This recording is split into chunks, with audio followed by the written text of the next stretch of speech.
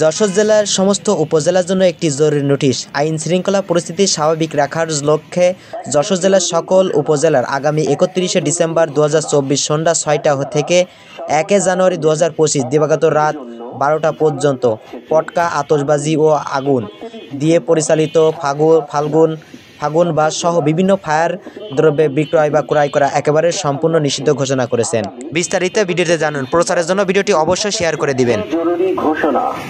একটি জরুরি ঘোষণা এত দ্বারা সর্বসাধারণের অবগতির জন্য জানানো যাচ্ছে যে আগামী 31 ডিসেম্বর 31st নাইট যশোর জেলার আইন শৃঙ্খলা পরিস্থিতি স্বাভাবিক রাখার লক্ষ্যে আগামী 31 ডিসেম্বর 2024 সন্ধ্যা 6 ঘটিকা হতে 1 জানুয়ারি 2025 দিবাগত রাত 12টা পর্যন্ত পটকা, আতশবাজি ও আগুন দ্বারা ফানুস ওড়ানো সহ বিভিন্ন ফায়ারওয়ার্কস দ্রব্যের ক্রয় বিক্রয় অথবা উৎপাদন সম্পূর্ণরূপে নিষিদ্ধ ঘোষণা করা হলো।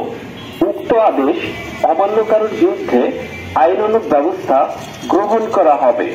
আদেশক্রমে জেলা ম্যাজিস্ট্রেট যশোর, প্রচারে জেলা তথ্য অফিস যশোর।